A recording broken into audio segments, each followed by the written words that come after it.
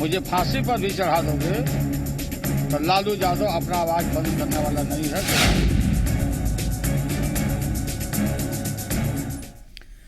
नमस्कार, मैं हूं सुमित झा। आप देख रहे हैं बड़ी बहस। बिहार चुनाव में तमाम मुद्दे यूं तो जुमलेबाजी के शिकार होते जा रहे हैं, लेकिन मुद्दों का चोला पहने एक ऐसा भी मुद्दा है जो अब तक सियासी शोशेबाजी का ही शिकार होता आया है। दरअसल ये मुद्दा नेताओं की पहली पसंद है और विरोधी लहर से मुकाबला करने का आखिरी हथियार भी। दिलचस्प बात तो यह है कि चुनाव आते ही तमाम मुद्दे चले जाते हैं, लेकिन बिहार में मुद्दे के बतौर जो जाति है वो जाति ही नहीं। आज बड़ी बहस में जाति के बहाने नेताओं के बयान के आने और जाने की तफ्तीश करेंगे। ये लड़ाई है, मुझे फांसी पर भी चढ़ा दोगे तो लालू यादव अपना आवाज बंद करने वाला नहीं है। चुनाव आते ही विकास का हर नारा उस वक्त नक्कार खाने की तूती साबित होने लगता है जब सियासत का धर्म जाति में तब्दील हो जाता है। जाहिर सी बात है, सियासत के प्रयोगशाला बिहार में जाति एक बार फिर वोट की केमिस्ट्री तय करने लग गई है। दल कोई सा भी हो और नेता कोई भी हो, जाति की बात दिल और दिमाग के बीच की दूरी साफ साफ दिखा ही देती है।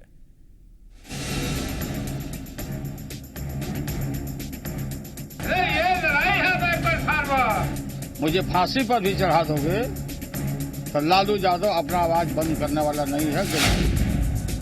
तो सवाल है कि जाति के नाम पर कौन किसे फांसी पर चढ़ा रहा है, या फिर जातीय फंदे से लोकतंत्र को बाहर नहीं निकलने देने की ये जिद है। और सवाल ये कि जाति की जंग पर पूछे जाने वाले सवाल क्या सूली पर चढ़ा देने जैसा है। दरअसल राघोपुर में लालू यादव ने फॉरवर्ड बनाम बैकवर्ड की लड़ाई के बहाने जातीय जंग का शिगुफा छोड़ा तो कान चुनाव आयोग के भी खड़े हो गए। जवाब में लालू ने चुनाव आयोग पर कुछ बोलने से तो मना कर दिया, लेकिन फांसी चढ़ा देने तक बोलते रहने की चेतावनी दे दी। आरएसएस के प्रधान मोहन भागवत को नरेंद्र मोदी जी प्रधानमंत्री भारत रत्न के उपाधि से उनको विभूषित करें। चूंकि पिछड़ों को, दलितों का आरक्षण खत्म करना चाहते हैं, ऐलान किया है कि खत्म करें, तो उनको भारत रत्न की उपाधि से आप विभूषित करो आरएसएस के हेड को। लेकिन लालू यादव और हमारी पार्टी मुझे फांसी पर भी चढ़ा दोगे तो लालू यादव अपना आवाज बंद करने वाला नहीं है गरीबों का। चुनाव आयोग पर हमको कोई कमेंट नहीं करना है। चुनाव आयोग है, उस पर हम लोग चुनाव आयोग को, हम पार्टी के हेड हैं, हम लोग हर तरह से सहयोग करेंगे, चुनाव शांतिपूर्वक होना चाहिए।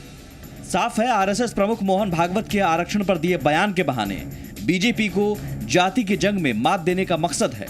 ऐसे में लालू पर वार करने के लिए एक साथ बीजेपी के केंद्रीय मंत्रियों ने भी मोर्चा संभाल लिया। भाजपा आरक्षण पर बिल्कुल समर्पित है।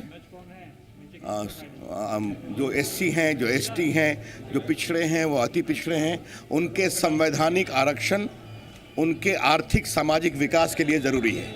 इसलिए कोई कठिनाई नहीं है। मोटी बात यह है कि लालू जी के पास कोई मुद्दा नहीं बचा है। वो खुलेआम जातीय आधार पर वोट मांगने की कोशिश कर रहे हैं। संविधान सम्मत जो आरक्षण भारत की विधि व्यवस्था में लागू है, इसमें भारतीय जनता पार्टी की प्रतिबद्धता है। लालू जी किसकी आरक्षण में लगे हैं? चुनाव प्रचारों कहां से शुरू किए? वो शुरू किए तीसरे चरण से, राघोपुर से। वो तो अपने परिवार के आरक्षण में लगे हैं। लालू यादव को कहने का कोई हक नहीं है। 15 साल शासन में रहे हैं। यदि इतने ही तहसी थे पिछड़ों के और दलितों के, तो आज कहने की जरूरत नहीं पड़ती। बिहार में 15 वर्ष शासन में रहे हैं, 10 वर्ष नीतीश कुमार का रहा है। आज उनको पिछड़ा अगड़ा अनुसूचित दिखाई पड़ रहा है। यदि इतना ही दलितों के ही तहसी थे तो जीतनराम मांझी को मुख्यमंत्री बनाया था, बने रहने देते, उन्हीं के नेतृत्व में चुनाव लड़ते।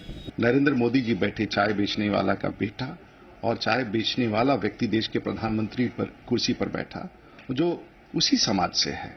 उसी दिन लालू यादव और नीतीश कुमार जैसे लोगों का एजेंडा ध्वस्त हो गया।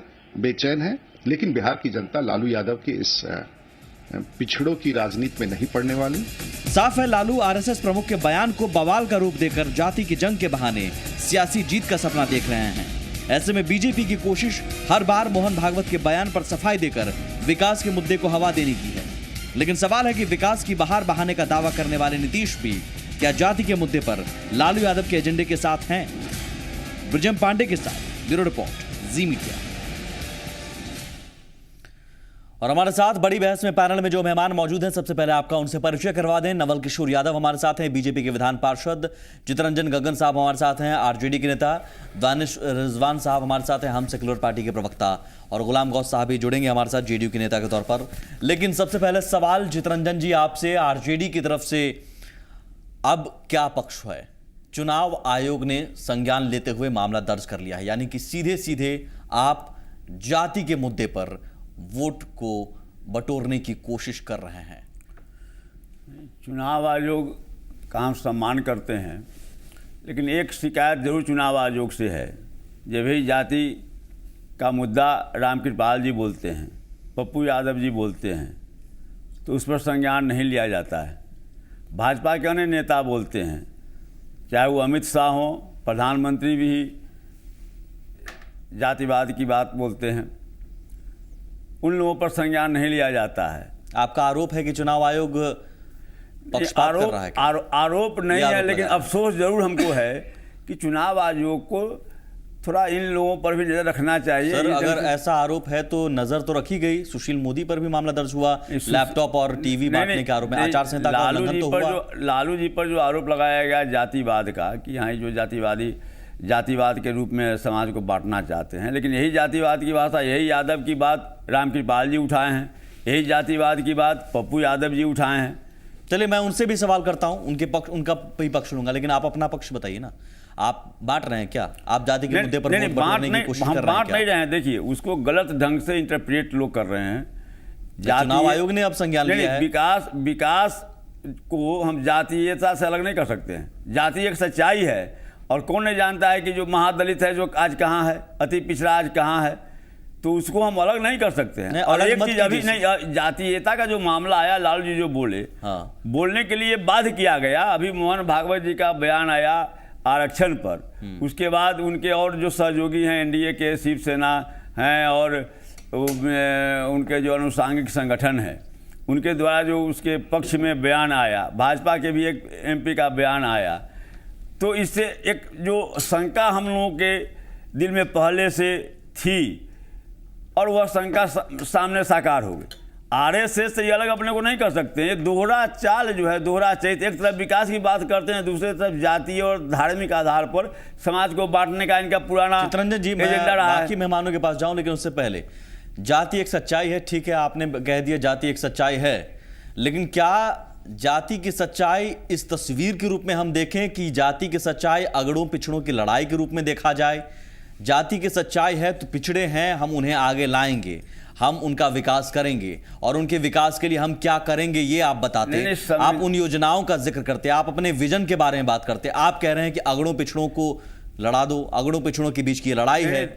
देखिए, यह लड़ाई आज से शुरू नहीं है, यह लड़ाई आ रहा है काफ़ी दिनों से। और पिछले दिनों जब जनगणना का मामला आया सामने में, यूपीए की सरकार थी, आदरणीय लालू जी, आदरणीय शरद जी, आदरणीय मुलायम सिंह जी, इन लोगों ने पार्लियामेंट में यह सवाल उठाया कि भाई आज़ाद भारत में कभी जातीय आधार पर जनगणना नहीं हुआ है, और 2011 में गणना के साथ जातीय जनगणना को भी शामिल किया गया। जातीय जनगणना हुआ, वो एक अलग पहलू है, उस पर भी मैं चर्चा करूंगा। नहीं, माने आज यहाँ से शुरू नहीं ना हो रहा है, वहां से शुरू हो रहा है, ठीक है। और लेकिन क्या ये अगड़ा पिछड़ा की लड़ाई के तौर पर देखा जा रहा है? जातीय जनगणना को भीख मांगने वाले कौन है? अथी पर जो कूड़ा करकट होता है उसको उठाने वाले कौन है? तो इस ढंग से कौन लोग पिछड़े हुए हैं, किनके पास अभी रहने के लिए घर नहीं है, किनके पास जो है सो भूमि नहीं है, किनके पास। गगन साहब, मुझे इतना बताइए, कांग्रेस ने सबसे ज्यादा राज किया, कांग्रेस को क्यों नहीं पूछते हैं कि जातीय जनगणना की रिपोर्ट पहले वो क्यों नहीं लेकर आई? बीजेपी भी अगर क्यों नहीं लेकर आई, उस पर आप सवाल करते और पूछते कि आप रिपोर्ट लेकर क्यों नहीं आ रहे हैं। लेकिन ये इन तमाम सवालों में अगड़े पिछड़े की लड़ाई क्या हो गई? नहीं, कांग्रेस की सरकार में निर्णय लिया गया कि आर्थिक जनगणना के साथ साथ जातीय जनगणना हो। मैं समझ गया सर, अगर बीजेपी से भी आप ये डिमांड कर रहे हैं कि जातीय जनगणना की रिपोर्ट सार्वजनिक की जाए, लेकिन इस डिमांड में ये कहां से बात आ गई कि अगड़े पिछड़े की ये लड़ाई है चुनाव? नहीं, जातीय जनगणना जब सामने आ जाएगी तो यह स्पष्ट हो जाएगा कि बजट का कितना पैसा उन लोगों के ऊपर खर्च होता है जिनकी संख्या ज्यादा है। तो जाति के आधार पर लड़वा रहे हैं फिर? नहीं, लड़वा नहीं, विकास अगड़े पिछड़े की लड़ाई। अब पिछड़ों की विकास की बात करना लड़ाई की बात है। विकास के लिए आपने क्या कहा? आपने कौन सी योजना का जिक्र किया? क्या विजन आपने बताया? कोई विजन आप बताइए सर। जब आप अगड़े पिछड़े की लड़ाई का कह रहे हैं। संविधान के द्वारा जब यह प्रावधान किया गया कि जो सामाजिक रूप से आर्थिक रूप से जो पिछड़े हैं उनको विशेष अवसर दिया जाएगा, आज जब उसी पर खतरा मंडरा रहा है, जब उसी को समाप्त करने की बात हो रही है, फिर विजन और विकास की बात या तो लोगों को ठगने की बात या लोगों को फिर इसका मतलब अब तक पिछड़ों के विकास के नाम पर सभी पार्टियां ठगती रही उन्हें? नहीं, सभी पार्टियां नहीं ठगती रही है, उनका विकास नहीं हुआ। आरजेडी का शासन जब रहा, लालू जी ने गरीबों को, समाज के पायदान के लोगों को मुख्य धारा से जोड़ने का काम किया। आज देखिए, आज एक चीज को आप स्वीकारना पड़ेगा कि आज यह लालू यादव का देन है कि आज जो है सो अमित शाह परिचय देते हैं कि प्रधानमंत्री जी हमारे पिछड़े वर्ग से आते हैं। आज राजीव प्रताप रूढ़ी यह भाषण दे रहे हैं, नहीं, आज राजीव प्रताप रूढ़ी यह बोल रहे हैं कि एक चाय बेचने वाला का बेटा जो है सो प्रधानमंत्री बना हुआ। नवल किशोर यादव जी, ये आज यह आवश्यकता जो पड़ गई यह लालू यादव की देन है। अगर लालू यादव सामाजिक न्याय की जो लड़ाई लड़ी और ये क्रांति आया, बगैर किसी खून खराबा के इतनी बड़ी क्रांति हो गई, इतना बड़ा बदलाव आ गया। जिन लोगों को खराब पड़ने पर रोकता, उसके आगे क्या? सड़क पर नहीं चल सकते थे, उसके आगे क्या? कुआं पर पानी नहीं पी सकते थे। उसके आगे क्या? क्या उन्हें बिजली नहीं चाहिए? क्या उन्हें पानी नहीं चाहिए? क्या उन्हें रोटी नहीं चाहिए? क्या उन्हें मकान नहीं चाहिए? क्या उन बिंदुओं पर बातचीत नहीं होनी चाहिए? या फिर आप आज भी पिछड़ों अगड़ों की लड़ाई के रूप में आप चलवाएंगे? सोया हुआ आदमी खाना नहीं खाता है, पहले उसे जगाने की आपने जगा लिया सर। आपने आरजेडी के शासनकाल में आप कह रहे हैं ना जगा दिया आपने, वो तो 10-15 साल पहले जगाया ही नहीं, सत्ता और शासन में भागीदारी देने का काम किया। मैंने मान लिया आपने जगाया, सत्ता आपने जगाया सर। 15 साल हो गए जगाए हुए, आपने 15 साल पहले जगा दिया था। क्या अब वही जगाया हुआ इंसान अब भूख उसे लग रहा है? उस जगह हुए इंसान को अब मकान चाहिए सर। सदियों से जो उपेक्षित रहा है, मैंने मान लिया दबा के रखे सर। गगन साहब, मैंने मान लिया आपकी बात, आपने जगा लिया। अगर 15 साल पहले मैं जाग गया तो 15 साल के दौरान मुझे भूख लगेगी, अब मुझे रोटी दीजिए, मकान चाहिए मुझे। उन बिंदुओं पर आप बात करते करते, लेकिन आज भी आप कह रहे हैं पिछड़ों अगड़ों की लड़ाई। क्या आपने विजन बताया कि उन पिछड़ों को जिन्हें हमने आवाज दी, अब उनके लिए आप रोटी की ऐसी व्यवस्था करेंगे? क्या इस बारे में विजन आप देते हैं? नहीं, विजन लगता है। विजन कैसे नहीं दे रहे हैं? मामला तो यहां से फंस गया जब मोहन भागवत ने आरक्षण को समाप्त करने की बात की। ठीक है, मैं नवल किशोर यादव जी, ये एक बहुत बड़ी साजिश है। नवल किशोर यादव जी, ये आपने मौका दिया, भाजपा और आरएसएस की साजिश है, आपने मौका दे दिया। नवल किशोर जी, आरक्षण समाप्त करने की साजिश है। नवल किशोर यादव जी, देखिए बिहार में जो हो रहा है, बिहार के चुनाव में जो इतना सारा शक्ति भाजपा द्वारा लगा दिया गया है, मैं आता हूं सर, केवल इसलिए कि बिहार की सत्ता पर काबिज हो जाएंगे। गगन जी, आपको पूरा टाइम दिया गया, मैं आता हूं सर। इतना नवल किशोर जी, बोलने से को बिहार के जनता वोट नहीं देने जा रहा है। नवल किशोर जी, एक सेकंड। भ्रम फैलाने की कोशिश किसकी तरफ से हुई? आरएसएस प्रमुख ये क्यों कहते हैं, जिसके बाद लालू जी इस मुद्दे को लेकर आगे बढ़ते हैं? सुमित जी, गलती आपकी तरफ से हुई। आरएसएस प्रमुख ने क्या कहा इसके भी पुनर्निरीक्षण होना चाहिए। उनका कहने का सेंस चाहिए, आप मानते हैं ना? बीजेपी क्या हिंदुस्तान के कौन लोग नहीं चाहेगा? आखिर किसके बेटे को रिजर्वेशन मिल रहा है या जानने का अधिकार भारत के संविधान में और भारत में रहने वाले लोगों को नहीं है क्या? तो आप कीजिए, फिर आपकी सरकार है केंद्र में, क्यों नहीं कर रहे? खुलकर आइए फिर। अरे भाई, तो फिर अमित शाह क्यों सफाई देते हैं कि ऐसा कुछ है नहीं? सुमित जी, आप ये कह रहे हैं रिजर्वेशन मिटाने का, और लालू यादव ने रिजर्वेशन दिया है क्या? ये भ्रम एक बार बार कहते हैं दलितों को, शोषितों को, पिछड़ों को हमने पैदा कर दिया। लालू जी को पता नहीं है कि पहली दफा पिछड़ों के चीफ मिनिस्टर सतीश कुमार और बीपी मंडल हुए थे, उस दिन लालू जी का पैदाइश नहीं था। जिस दिन आप सुन लीजिए, आप बोल रहे थे, मैं नहीं बोल रहा था, मैं आप बोल रहे थे, मैं नहीं बोल रहा था। जिस दिन दरोगा राज चीफ मिनिस्टर बने थे उनकी, उस दिन लालू जी की हैसियत क्या थी?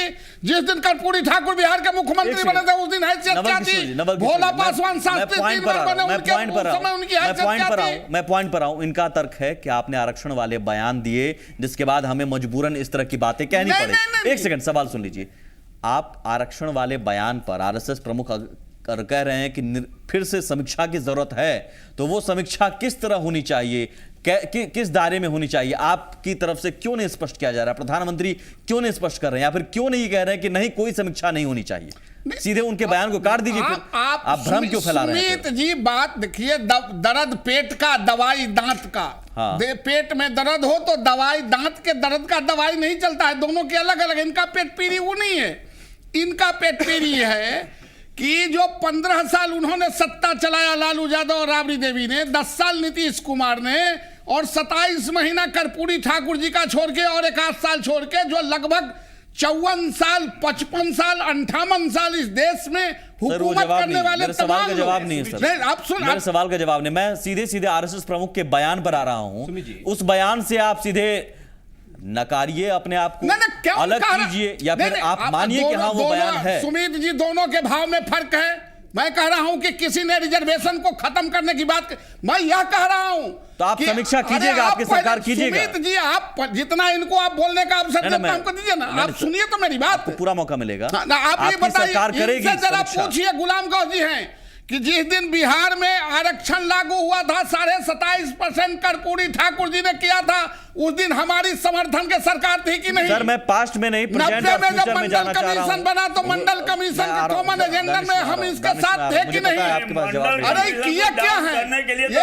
गुलाम गौस साहब, गुलाम गौस साहब, देखिए बीच में मत बोलिए, नहीं तो फिर हम गगन जी बोलने लगेंगे। नवल जी एक सेकंड। गुलाम गौस साहब, आप हमारी बात तो सुने नहीं। मैं आ रहा हूं सर, उस सवाल ही पर मैं रहूंगा, लेकिन ठीक है, प्रेजेंट और फ्यूचर, उस बयान पर क्या केंद्र सरकार गंभीर है और वाकई समीक्षा करने की जरूरत है तो करेगी?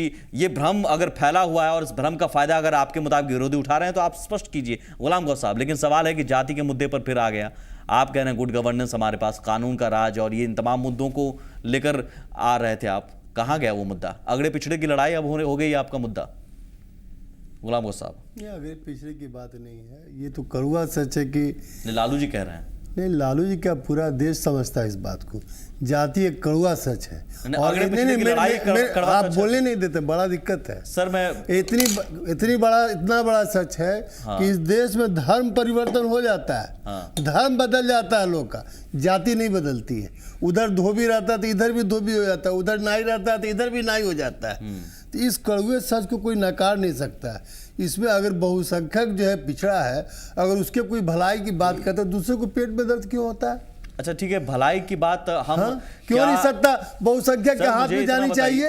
नहीं ठीक है, आनी चाहिए। लोकतंत्र है, लोकतंत्र का माने ही हुआ है कि जिसका बहुमत होगा वो राज करेगा। नरेंद्र मोदी जी कौन है? लड़ाई किससे लड़िएगा? नहीं तो फिर आप भी तो फिर जाति के मुद्दे पर ही आ रहे हैं। आप ही जो जाति के मुद्दे पर आ रहे हैं। गुलाम साहब, एक सेकंड, गुलाम साहब मुझे इतना बताइए, गुलाम साहब इतना बताइए, जाति एक सच्चाई है, सब कुछ जो इन्होंने कहा गगन साहब वही आप कह रहे हैं, लेकिन मैं फिर वही सवाल करूंगा। सच्चाई तो ये भी है कि उन्हें भी बिजली चाहिए, उन्हें भी पानी चाहिए, उन्हें भी रोटी चाहिए, और क्या ये तमाम सुविधाएं अगड़ों पिछड़ों के बीच लड़ाई के जरिए ही मिलेगी? ये कहा किसी ने कह दिया अगड़ों पिछड़ों की लड़ाई का मुद्दा क्या है? अगड़ों को सुविधा नहीं मिली, किसी ने कहा है? नहीं, ऐसा नहीं है। मैं आपसे पूछ रहा हूं, अगड़ों पिछड़ों की लड़ाई के जरिए ही उन्हें सुविधाएं मिलेंगी पिछड़ों को?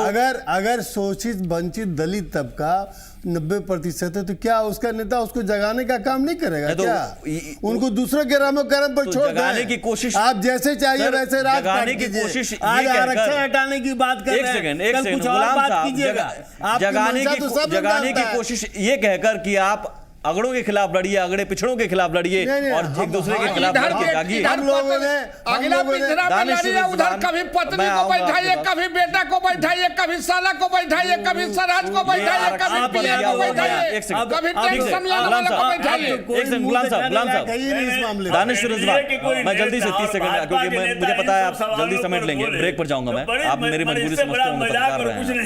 मैं समझना चाहूंगा आरएसएस प्रमुख का बयान एक गले की हड्डी साबित हो गया और जो विरोधी अब लपक पड़े हैं और उसे जातीय मुद्दे ऐसे वक्त में क्यों जरूरत पड़ गई? गुलाम साहब अब मुझे बोल लेने दीजिए, क्यों जरूरत पड़ी, क्यों जरूरत पड़ी? हाँ देखिए, मोहन भागवत साहब ने कब कहा, जरा उस वक्त को भी याद करिए। हार्दिक पटेल साहब का आंदोलन चल रहा था गुजरात में, बिहार में उसको लेकर सियासत हो रहा था। नीतीश कुमार जी ने हार्दिक पटेल के समर्थन में बोला और कहा कि समीक्षा होनी चाहिए। मोहन भागवत जी से पत्रकारों ने वही बात पूछा कि क्या आप मानते हैं कि बिहार के जो नेता, बिहार में चुनाव है, क्या आप मानते हैं कि हार्दिक पटेल जिस जाति को आरक्षण देने की बातचीत कर रहे हैं उसको शामिल करना चाहिए, उसकी समीक्षा होनी चाहिए? उन्होंने कहा कि अगर हार्दिक पटेल की ऐसी मांग है तो हम समीक्षा करेंगे। क्या गलत कहा उन्होंने? आप जिस जाति को लेकर के सियासत कर रहे हैं, पटेलों को लेकर के सियासत कर रहे हैं, पत्रकारों ने सवाल पूछा, उन्होंने कहा कि अगर वो मांग कर रहे हैं, चूंकि 12 लाख 13 लाख लोग गुजरात जैसे डेवलप्ड स्टेट में आकर सड़कों पर आ गए थे, तो उसकी समीक्षा होनी चाहिए। हम भी कहते हैं कि अगर वो मांग करते हैं तो उस बात को रखा जाना चाहिए। और बात मैं आ रहा हूं सुमित जी, और जब उन्होंने डिमांड रखी थी तो डिमांड तो रखा जाएगा ना सर, उसकी समीक्षा होगी ना, और समीक्षा होने के बाद ही ना तय किया जाएगा कि उस जो आरक्षण का आधार है उस आधार में वो सेटल्ड होते हैं। क्या ये आरक्षण के बयान को एक सियासी फायदा, सियासी रंग देने की कोशिश होती रही और भ्रम फैलाने की कोशिश हो रही? मैं सवाल पर आऊंगा, एक छोटा सा ब्रेक लूंगा, मजबूरी है, मैंने आपको कम वक्त दिया है, मैं आऊंगा आपके पास, लेकिन छोटा सा ब्रेक। सवाल ये कि हार्दिक पटेल जब आरक्षण की मांग करते हैं तो समर्थन किया जाता है, लेकिन यहां पर सब कह दिया जाता है कि अगड़ों पिछड़ों की लड़ाई है, तो फिर है क्या सच?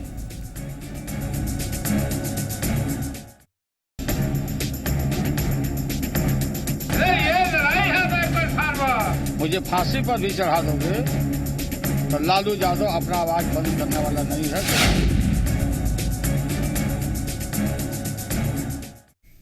तो सवाल है कि जाति के मुद्दे पर राजनीति कौन कर रहा है, और अगर सभी कर रहे हैं तो फिर बोलने से बच क्यों रहे हैं?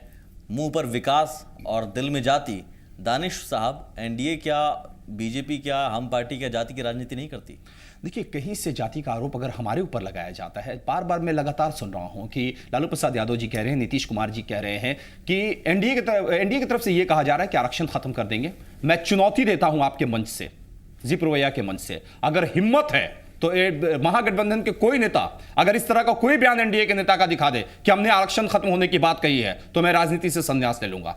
झूठ का प्रॉपर जो एक तरह से हवाबाजी कर रही है कुछ ऐसा बयान क्या गगन झा साहब, कुछ ऐसा बयान है? दानिश साहब अभी तो नया सटे हैं भाजपा से और आरएसएस के बारे में एक बयान तो बता दीजिए ना कि आरक्षण खत्म करने का एक बयान बता दीजिए साहब, मुझे बोलने दीजिए। नहीं, इस तरह का बयान है क्या? मतलब नहीं, एक लाइन का बात बताइए, बयान है और किस नेता ने बताया, बोला है? की बात आप कर रहे हैं दानिश साहब, बयान के बाद आपने नहीं माने भाजपा और आरएसएस के तो चरित्र नहीं, फिर गलत चरित्र की बात मत करिए आप। चरित्र किसका क्या है ये मत बताइए, चरित्र किसका मत बताइए। इन्होंने चुनौती दी है, मैं चुनौती देता हूं आपको, एक नेता का बयान बता दीजिए। चुनौती अगर है तो एक नेता का बयान बता दीजिए जिसने कहा है क्या, किसी ने कहा है कि आरक्षण खत्म कर देना चाहिए? दानिश साहब को चुनौती का मैं इसलिए नोटिस नहीं ले रहा हूं कि चूंकि ये बयान नहीं है आपके पास, ऑन रिकॉर्ड में आपको चुनौती देता हूं, ऑन रिकॉर्ड चुनौती देता हूं मैं आपको। बयान है आपके पास क्या है? आरक्षण खत्म कर देना चाहिए, कोई बयान है, किसी ने कहा है क्या? मैं भी सुनना चाह रहा हूँ। भाजपा का जो इतिहास रहा है, बयान है क्या, बताइए। मेरी बात पूरी होने जिस बात को लेकर आप बोल लीजिए, मैं चुप हो जाता हूं। सर, बयान है क्या? बड़ी दिक्कत है। बयान छोड़ के बाकी बयान छोड़ बोलेंगे ना। जब बीपी सिंह ने मंडल कमीशन लागू किया था, उस पर विरोध करने वाले कौन लोग थे? कौन कमांडर लेके निकला था पूरे देश में दंगा फैलाने के? ठीक है, तो इतिहास का आधार पर बिल्कुल, हाँ, दूध का जला हुआ छाछ भी फूक फूक के पीता है, और अब ये समीक्षा की बात कर रहे हैं। फिर दोबारा इनका स्टेटमेंट आ गया कि मैं अपने बयान पर कायम हूं। एक बयान तो बता दीजिए ना, मैं चुनौती दे रहा हूँ, चुनौती दे रहा हूँ, एक बयान बता दीजिए। नेता ने कहा है चुनौती देता हूँ गुलाम गौस साहब। भ्रष्टाचार खत्म हुआ कि नहीं खत्म हुआ, इस पर ये तो आपके गठबंधन के सुप्रीमो बताएंगे। एक सेकंड बात को फॉलो नहीं, मैं बोल एक सेकंड बारी से दानिश, एक सेकंड गुलाम साहब, मुझे इतना बताइए कि वही नीतीश जी 2010 में, मैं 2010 का चुनाव देखा था, बहुत कम जाति की बात होती थी और नीतीश जी तो हमेशा विकास विकास विकास विकास। आज कहाँ है नीतीश जी और आपकी पार्टी भी अब जाति की बात करने लगी? विकास के एजेंडे पर फेल हो गए क्या? जवाब नहीं क्या? ऐसा है क्या? कैसे फेल हो गए? तो विकास के एजेंडे पर बात करने से क्यों कतराया जा रहा है? साफ सुथरी कार्यक्रम क्यों कतरा रहे हैं सर मंत्री जी का? आप कि हम जो है अगड़ों पिछड़ों की लड़ाई में आप भी कहाँ है ये बात कहाँ है? ये बयान पिछले 3 दिन से कोई भी ऐसा बयान है तो आपको लग रहा है नहीं, लेकिन बातें तो है लोगों की। कौन सा बयान सर? साफ सुथरी कार्यक्रम, जातीय राजनीति के इर्द गिर्द तो आप भी अब घूमने लगे हैं। अगड़ों पिछड़ों की लड़ाई में अब आप भी उलझने लगे हैं। आपसे पूछना चाहता हूँ, जितना टिकट बढ़ता है, जितने पार्टी वाले कोई जाति के आधार पर टिकट नहीं देते हैं क्या? सभी दे रहे हैं। मैं अभी भी कह रहा हूँ, आपने भी दिया, बीजेपी ने भी दिया, आरजेडी ने दिया, हमने भी दिया। मैं पूछना चाहता हूँ क्यों देते हैं? तो वही मैं कह रहा हूँ, जाति की राजनीति आप सभी कर रहे हैं। फिर आप सभी कर रहे हैं सर, हम लोग का छोड़ के आप सभी कर रहे हैं। बीजेपी जाति की राजनीति नहीं करती है क्या? सुमित जी, आप जाति की राजनीति नहीं करते हैं बीजेपी? एक सेकंड में उस बयान को सुनवाना चाहूंगा। गिरिराज सिंह का बयान, एक सेकंड गुलाब साहब, गिरिराज सिंह का बयान सुनवाते हैं। बीजेपी जाति की राजनीति नहीं करती है, ये दावा भी सच सामने आ जाएगा। कोई तुल नहीं पकड़ा है, लालू जी का हताशा है। लालू जी समाज को क्या दिखाना चाहते हैं वो अब नहीं होने वाला है। 1990 का बिहार नहीं है। बिहार में कोई एनडीए का मुख्यमंत्री सवर्ण नहीं होगा। पहली बात सवर्ण नहीं होगा। अब सीएम जैसे संवैधानिक पद पर जो बैठता है वो किसी राज्य का होता है, उसे आप कह रहे हैं कि सवर्ण नहीं, अगड़ा नहीं, पिछड़ा नहीं। तो अब आप भी तो क्या कर रहे हैं? आप ये सवर्ण अगड़ा पिछड़ा अगर वो कर रहे हैं तो आप भी तो वही कर रहे हैं नवल साहब। नहीं वो नहीं कर रहे हैं। जब देखिए नवल जी, के बिया में खुरपी के गीत। एक सेकंड नवल जी, मैं यह कह रहा हूं, देखिए गिरिराज सिंह जी ने जो कहा उसको सिर्फ उठा के एक शब्दों को आपने रख दिया। वो किसी बात के प्रेस को ब्रीफ करने के क्रम में ये बात जब आपने पूछा तब ये कहा वैसा ही जैसा नीतीश जी इसका चाहते थे हार्दिक पटेल पर, और भागवत जी ने ये बातें कही उसको उसी संदर्भ में जोड़ के नहीं देखना चाहिए। फिर एक सेकंड, लालू जी ने भी वही मंगल पांडे जी का स्टेटमेंट दिखाइए इनको। मैं एक सेकंड मैंने भी करेक्शन कर देना, यही बात करेक्शन कर देता। एक नेता आ गए ना, मैं नवल साहब, गिरिराज बाबू का बयान, मंगल पांडे का बयान अगर आता है तो आप कहते हैं वो संदर्भ कुछ और था। ये लालू जी का भी बयान कुछ और संदर्भ रहा होगा, मान लीजिए आप। तो फिर आप उनके बयान पर कहते हैं वो जाति की राजनीति कर रहे हैं, आप नहीं कर रहे हैं। सुमित जी आपको प्रेस को बुला के एक ब्रीफ किया कि हम फलना काम करेंगे, सो नहीं। बात के क्रम में जब बातें उठी तब उन्होंने कहा कि हम क्या ऐसा है क्या एनडीए का मुख्यमंत्री कोई सवर्ण नहीं होगा? नहीं, ये तो पार्टी निर्णय करेगी। वो गिरिराज सिंह सवर्ण और अगड़ा पिछड़ा में सीएम जैसे संवैधानिक पद को क्यों देख रहे हैं? नहीं, ये तो वो बता सकते हैं क्योंकि पार्टी के बड़े नेता है सर, बड़े नेता है, उनसे हम यह पार्टी नेता है। इसमें देखिए सुमित जी, उसमें कहीं भी जाति पाति का बात नहीं है। लालू जी जो करना चाह रहे हैं, मतलब लालू जी जो करना चाह रहे हैं वो होने वाला नहीं है। ठीक है दानिश, एक मिनट सर, इसमें एक मामला है। लगातार पिछले 1 महीने से लालू प्रसाद यादव जी का बयान आ रहा था। वो बयान आ रहा है कि भाजपा के लोग, एनडीए के लोग बताओ कि सीएम अगड़ा होगा कि पिछड़ा होगा, कौन जाति से होगा। पत्रकार ने भी वही सवाल पूछा कि लालू जी पूछ रहे हैं कि सीएम अगड़ा होगा कि पिछड़ा होगा। उन्होंने कहा कि अगर लालू जी को ऐसा लगता है तो पिछड़ा होगा। तो पिछड़ा होगा, ये तय हो गया है। तय अभी नहीं होगा, तय हमारे यहाँ विधायक तय करेंगे, विधायक दल की बैठक में तय होगा। दानिश रिजवान साहब, मुझे बताइए, सियासत मैं भी बहुत करीब से देखता रहा हूं। आपके पास मैं कुछ सवाल लेकर आता हूं ना, तो नेताजी के पास बहुत बेहतर ऑप्शन होता है नो कमेंट। ठीक है, अगर मैं जाति के मुद्दे पर आपसे सवाल पूछूं और अगर आप जाति के मुद्दे पर नहीं बोलना चाह रहे हैं, जाति के मुद्दे को तरजीह नहीं देना चाह रहे हैं, तो आप कहेंगे नो कमेंट्स, मैं सिर्फ विकास के मुद्दे पर बात करूंगा। आप भी तो जाति के मुद्दे पर बहुत दिलचस्पी रख रहे हैं। नहीं, आप भी कह रहे हैं सवर्ण सीएम हो, अगड़ा सीएम हो, पिछड़ा सीएम हो। मैं आता हूं, मैं आपकी बातों पर आ जाता हूं। देखिए, जिस तरीके से 15 साल तक लालू प्रसाद यादव जी का शासन रहा, 9 साल तक नीतीश कुमार जी का शासन रहा। ये लोग अभी भी कहते हैं कि अगड़े आ गया, अगड़े का डेवलपमेंट करेंगे। 15 साल में इन्होंने नहीं किया। कांग्रेस ने 50 सालों में नहीं किया। सवाल का नीतीश, मैं आ रहा हूं, एक चीज मैं कहना चाहूंगा, सवाल जो बार-बार उठाया जाता है 15 साल, इन लोगों के पास एक भी गगन साहब सुन तो लीजिए ना, चुने 2-3 नेता। अरे गगन साहब, अरे आप क्या लालू यादव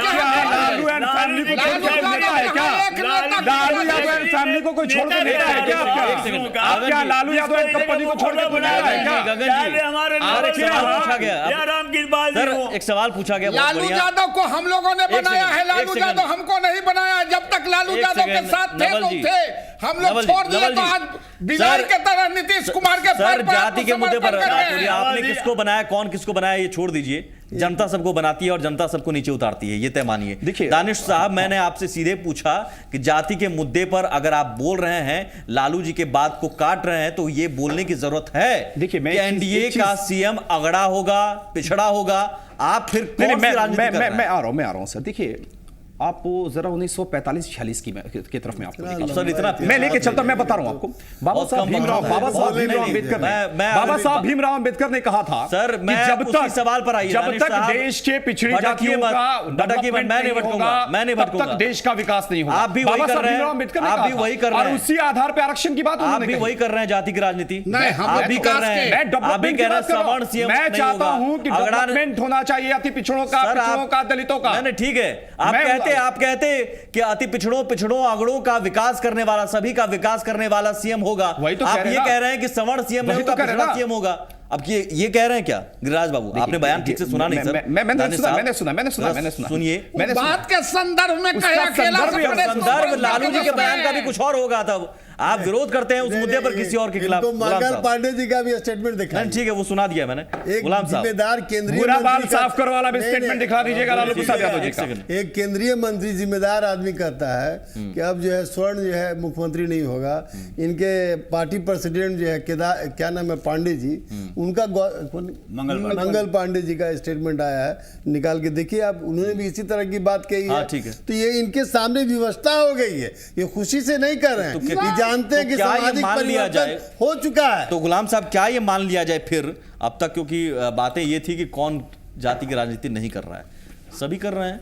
इसका मतलब मान लिया जाए कि विकास के मुद्दे पर किसी भी पार्टी के को सवालों का सामना करने की हिम्मत नहीं है। हमारी मान लिया पार्टी जाए गुलाम साहब, 165 करोड़ 657 बात लाख हो रही रुपया है? दिया हमने। सवर्ण सीएम, अगड़ा और सीएम, तो पिछड़ा उसको सीएम कर रहे हैं अगला आप भी। सरकार आप भी बनाएंगे, अगड़ा 2 पिछड़ा महीना सीएम के बाद बोलोगे। आप देखिएगा ना। बात सीधी है। आप भी अगड़ा पिछड़ा सीएम जो बोलोगे। 2 महीना के बाद करते जब ना वही हमारी बात, सरकार बनेगी, वही सुनिए बात जी, करते आपको सर। कोई ग्रीवांसेस नहीं सर रहने वही देंगे। बात करते हैं ना, जाति के मुद्दे पर भी तो आप जाति उतनी ने विकास के मुद्दे पर 165 करोड़ 657 लाख रुपया। जो बहुसंख्यक होगा, जिसका बहुमत होगा, जनता जिसके साथ ज्यादा होगा, उसका मुख्यमंत्री होगा। क्योंकि पिछड़े दलित अकलियत ज्यादा है संख्या में, उसका मुख्यमंत्री होगा। नहीं तो ये इसमें आश्चर्य की बात क्या है? नहीं ठीक है, क्या बहुमत जाति के की राजनीति- बहुमत के हाथ में सत्ता नहीं जानी चाहिए? इनकी बातों का मैं समर्थन करता हूं। ठीक है। गिरिराज सिंह जी की बातों का समर्थन ये कर रहे हैं। नहीं, हम तो बिल्कुल। एकदम सही कह रहे हैं आप। गुलाम गौस साहब एकदम आप सही कह रहे हैं। मजबूरी में बोल रहे हैं, एकदम आप सही कह रहे हैं। नहीं गुलाम गिरिराज साहब, सिंह के बातों पर अलग कोई कौन है भरोसा फिर? नहीं जा सकता। मंगल पांडे मजबूरी अलग कौन है? मेरा एक सेकंड गुलाम साहब, फिर लालू जी के बात अलग पर कौन है? भरोसा किया जा सकता अलग है जो कौन है? संवैधानिक गुलाम साहब, तरीके से अवैध है। एक सेकंड गुलाम साहब, अलग कौन है? फिर नीतीश जी गुड गवर्नेंस में कानून राज की बात छोड़ दें, अगड़े पिछड़े की लड़ाई में अब कर क्या रहे हैं? लड़िए फिर आप इनका वही ताव कीजिए। पेट में दर्द विकास का है। मुद्दा छलावा है, एक पेट छलावा में आप कर रहे दर्द है हैं। नीतीश जी का, आप लालू सभी जी कहते पार्टियां- थे। आप सभी पार्टियां छलावा कर रही हैं फिर। आप हम लोग के पार्टी आप छोड़ के- बहुसंख्यक को नकार के राजनीति नहीं कर सकते हैं। नहीं वो ठीक है, हाँ। लेकिन उनके लिए आप बताते जमाना सर, गया। आप बताते बिजली पानी सड़क कैसे उनके हो नहीं रहा है क्या? लोगों को सामने दिखाई नहीं एक पड़ सेकंड, रहा है। अगड़ों व्यवस्था पिछड़ों की कर लड़ाई से देंगे क्या हम लोग। होता है क्या? तब किसी को लड़वा कर आप बिजली दे दीजिएगा, लड़वाने की कहाँ किसी को बात है? लड़वा कर आप पानी दे दीजिएगा। हक की बात अगर है। कोई अपने समूह को जागरूक करता है, छोटा सा ब्रेक लेता हूँ, एक छोटा सा इसमें किसी के पेट ब्रेक में के उस पर दर्द रैपिड क्यों? फायर हक की सेगमेंट। बात हो रही है, हक की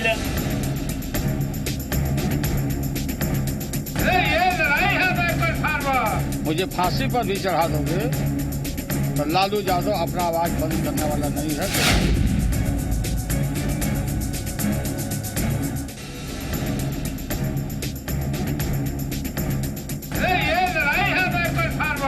मुझे फांसी पर भी चढ़ा दोगे तो लालू यादव अपना आवाज बंद करने वाला नहीं है।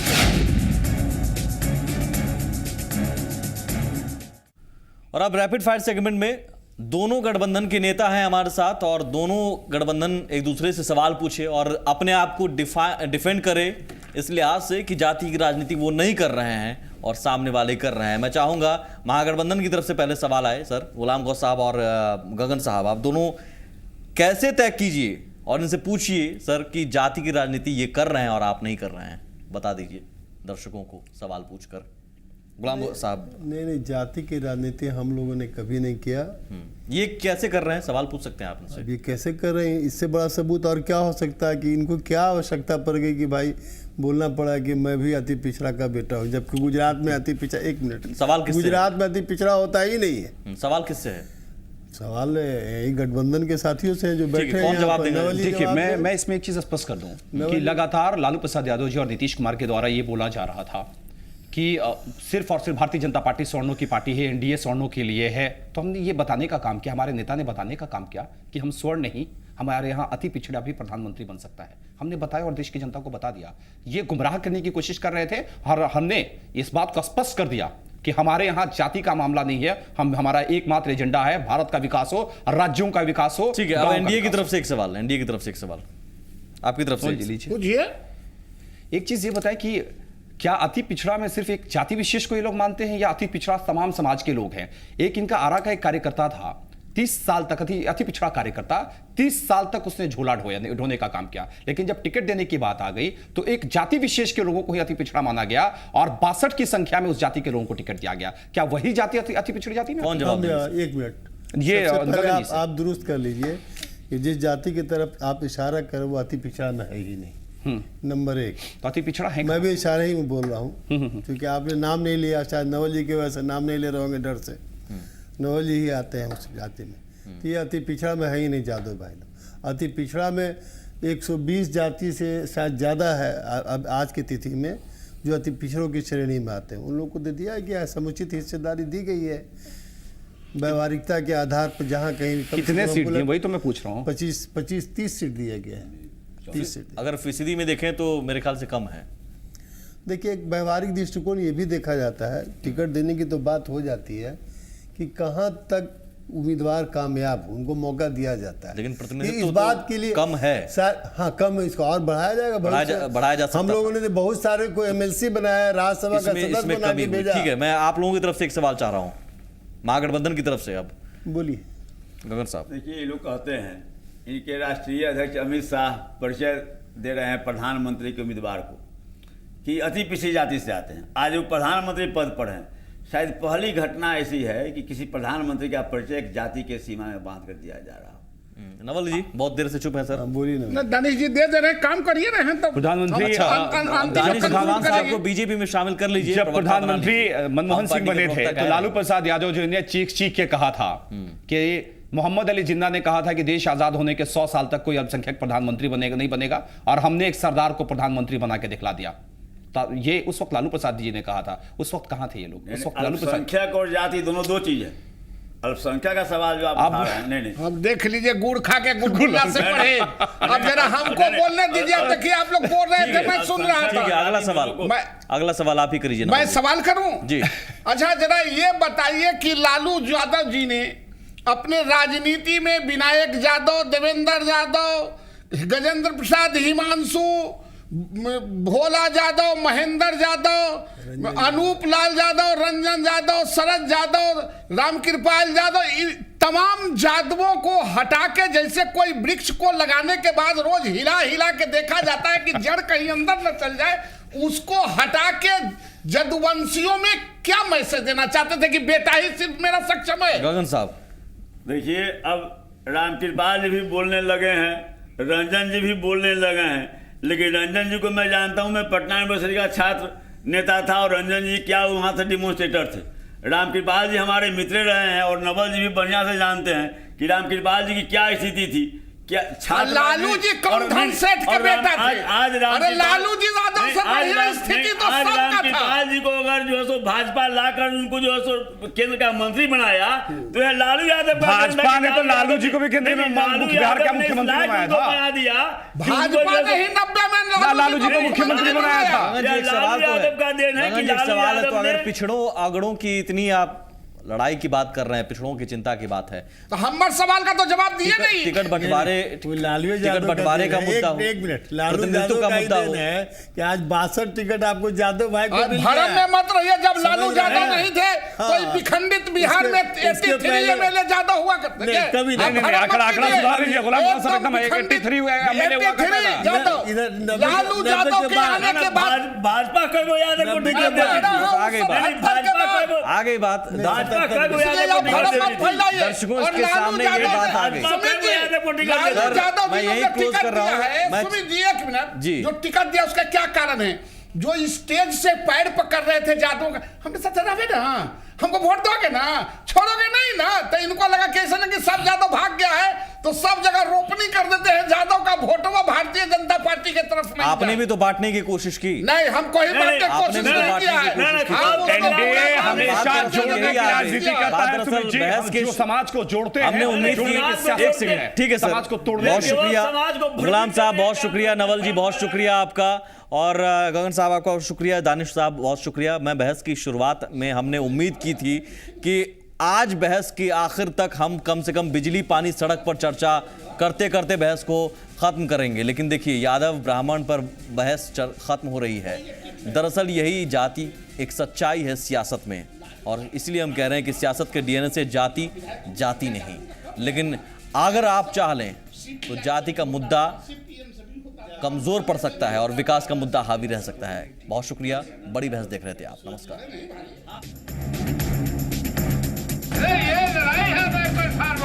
मुझे फांसी पर भी चढ़ा दोगे तो लालू यादव अपना आवाज बंद करने वाला नहीं है।